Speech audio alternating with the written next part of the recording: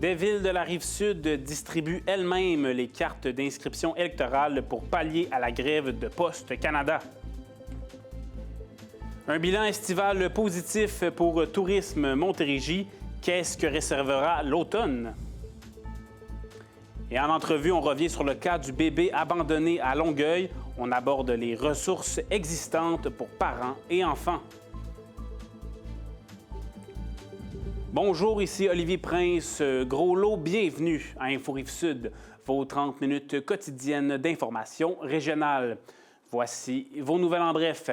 En raison du conflit de travail chez Poste Canada, certaines villes de la Rive-Sud ont informé leurs citoyens qu'ils allaient distribuer des cartes d'inscription électorale, des cartes de rappel, des affiches informatives ou encore le bulletin municipal d'automne qui contient le guide de l'électeur. La ville de Sainte-Julie a quant à elle indiqué que des équipes de la ville, au nom de la démocratie locale, effectuent du porte-à-porte aux adresses avec une entrée individuelle. La ville mentionne aussi qu'il sera possible de récupérer sa carte à l'hôtel de ville à compter du mardi 14 octobre. Quant à Saint-Basile-le-Grand, la ville a de son côté mandaté une entreprise pour assurer la distribution en porte-à-porte du 8 au 13 octobre.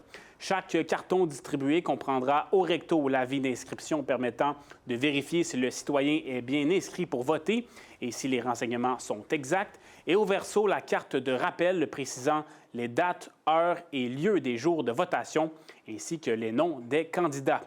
Pour ce qui est de Brossard, la ville a affirmé qu'elle travaillait actuellement à mettre en place des solutions pour distribuer les avis aux électeurs afin que toutes et tous puissent recevoir l'information nécessaire pour voter malgré la grève de Poste Canada.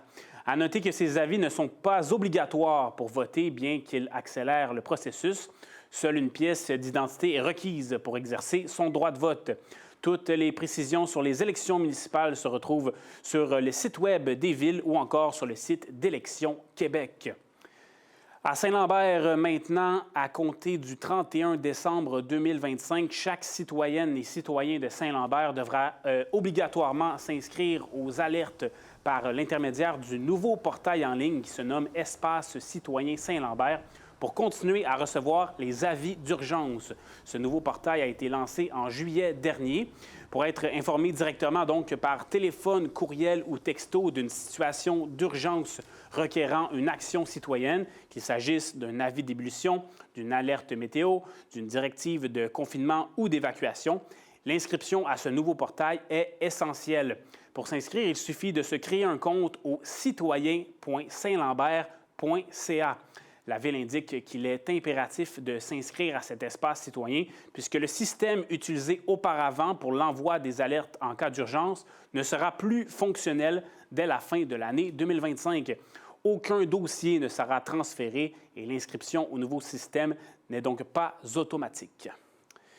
Dirigeons-nous vers Saint-Bruno de Montarville maintenant. Mardi soir, vers 19h15, 20 pompiers du service de sécurité incendie sont intervenus sur la rue du Tremblay à Saint-Bruno pour un incendie de bâtiment. Il s'agissait d'une résidence unifamiliale. Les occupants sont sortis de l'habitation avant l'arrivée des pompiers. Ils n'étaient donc pas blessés. Ils seront pris en charge également par leurs assurances.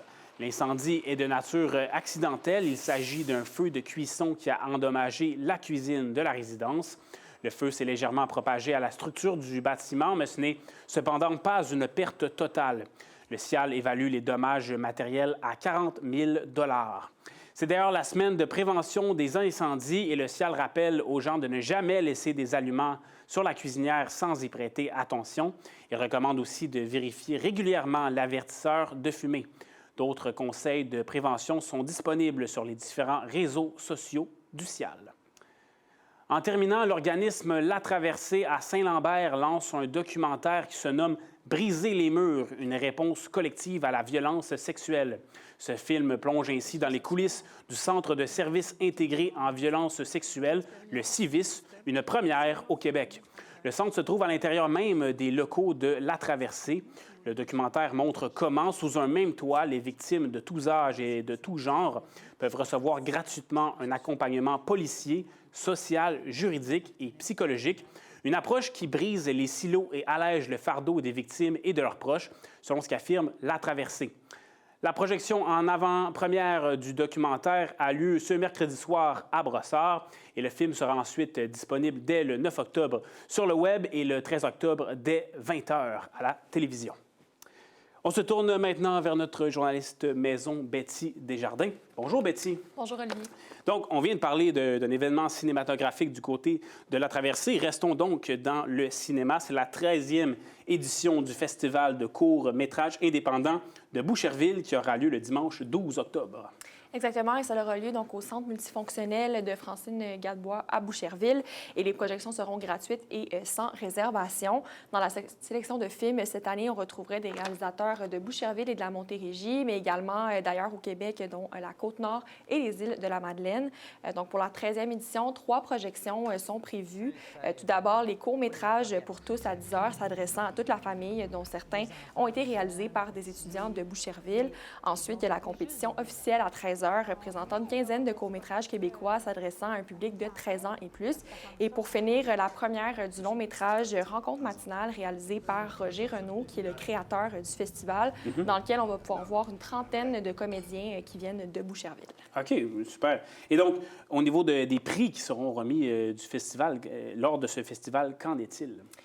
Donc, il y a plusieurs prix qui vont être remis dans différentes catégories. Je me suis entretenue avec Thibault Laroche, qui est le directeur du festival à ce sujet. Voici ce qu'il avait à dire.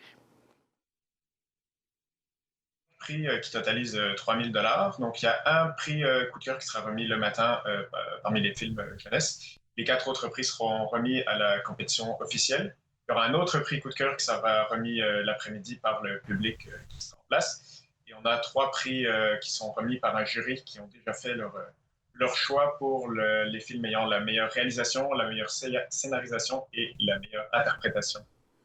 Malgré une salle presque pleine lors de la dernière édition, le directeur s'attend à un meilleur achalandage cette année, comme il va y avoir plusieurs projections et aussi c'est durant la fin de semaine donc de l'Action de grâce.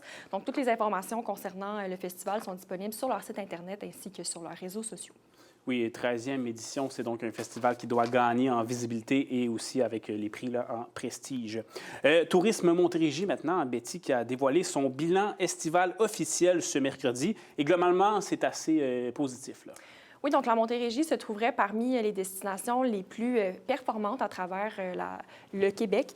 Donc, selon le bilan estival qui couvre une période donc, de mai à septembre, plusieurs attraits, entre autres dans le secteur nautique, cyclable et agro-touristique, auraient connu une hausse dans les fréquentations, ce qui aurait permis à la région de connaître une saison comparable à l'année précédente et même meilleure pour le mois de juillet et le mois d'août. Donc, selon Tourisme Montérégie, le début de l'été a été un peu complexe à cause de la météo, mais à partir du mois de juillet, le bilan serait positif pour les attraits extérieurs, donc comme les parcs régionaux, les parcs Glace-et-Pâques et les festivals. Bon, et avec tout le contexte de la guerre commerciale, ça a beaucoup fait jaser cet été, ça continue de faire jaser. Est-ce qu'il y a donc eu une baisse du côté des touristes américains? Oui, il y a eu une baisse considérable des dépenses touristiques des Américains, donc de plus de 9 sur le territoire de la Montérégie. C'est une baisse similaire qu'on voit partout à travers la province. Par contre, la hausse des dépenses des visiteurs français et de l'Ouest canadien ont fait en sorte que le bilan de la Montérégie était tout de même positif. Donc, pour la saison automnale, Tourisme Montérégie s'attend à avoir un bilan assez positif avec des activités comme la cueillette de pommes ou les visites de vignobles qui sont mises de l'avant. Donc, je me suis entretenue avec Dominique Provost, qui est directeur marketing et communication chez Tourisme Montérégie. À ce sujet, voici ce qu'il avait à dire. On l'a déjà vu.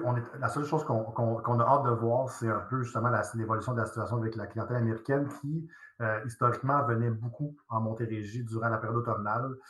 Fait qu'on a bien hâte de voir ça. Là, pour l'instant, les données nous semblent nous démontrer que ça va être très positif.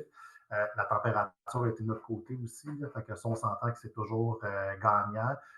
Fait que reste à voir comment que le reste de la période va se dérouler. Là. Quoi qu'on tire à sa fin, là, souvent après l'Action de grâce, ça commence un peu à se calmer. Donc, celui-ci a également ajouté que la région de la Montérégie était majoritairement visitée par les Québécois et les Ontariens durant l'automne. Et on s'est entretenu avec Dominique Provost, qu'on vient de voir à l'écran à ce sujet il y a quelques semaines. L'entrevue est toujours disponible sur le site web de TVRS. Merci beaucoup, Betty. Merci, Olivier. Et après la pause à Info Rive-Sud, on revient sur le cas de ce bébé abandonné à Longueuil. On en parle avec quelqu'un de la DPJ section Montérégie. Restez là.